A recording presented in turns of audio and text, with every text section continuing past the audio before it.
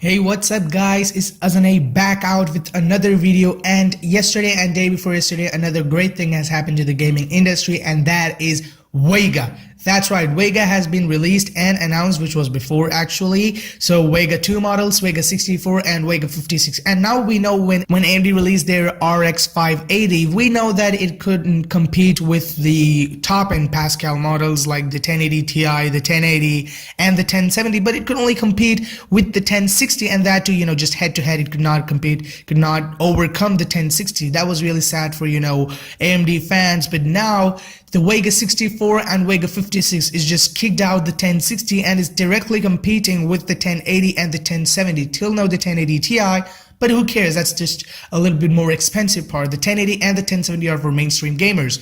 So the VEGA 64 is directly competing with the 1080 and the VEGA 56 with the 1070, and they're actually head to head, and most of the cases VEGA 56 and 64 overcomes the 1070 and the 1080 respectively, and that is just a great deal. So today I have a PC build again for you guys. The last time I did a Threadripper PC and I hope you guys liked it. So today I'm going to do a VEGA build, and I thought I would do a budget kind of thing, which is the VEGA 56 priced at $400. So this build is $1,000 PC, right? So there's again the CPU, motherboard, memory, hard drive, SSD, graphics, PSU, and the case.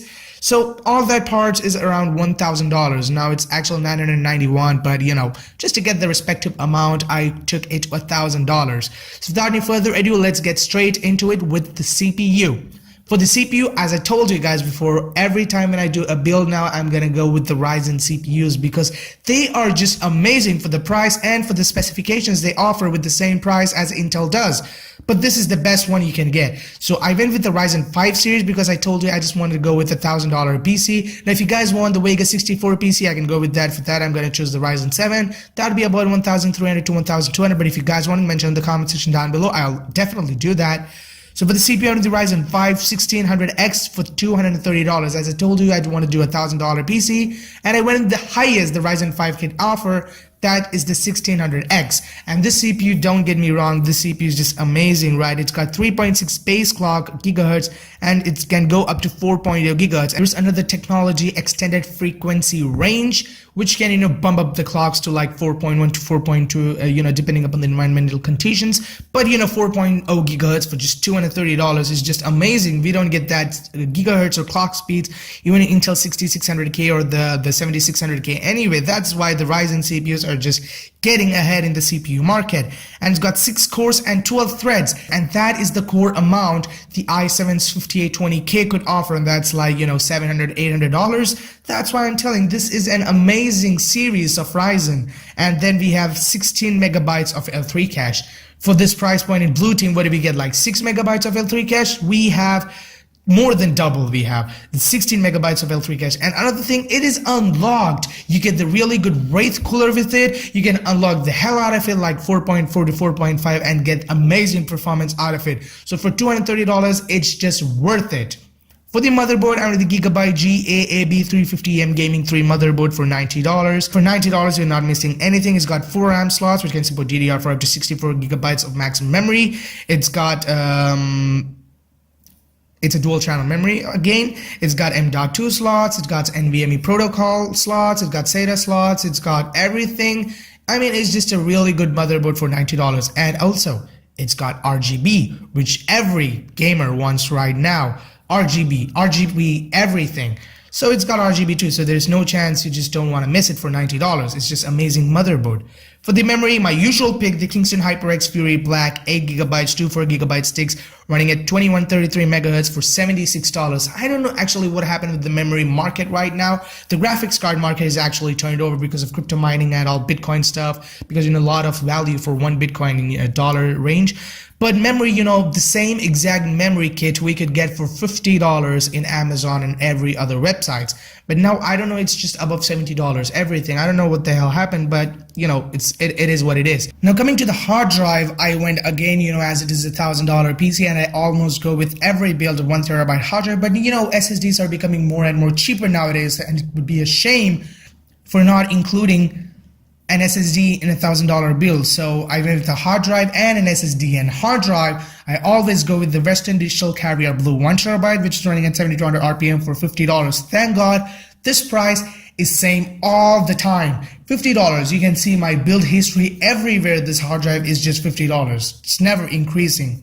For the SSD, I'm with the Adata Premier SP600 128GB 2.5-inch SSD from $50 to $54. And $54 only.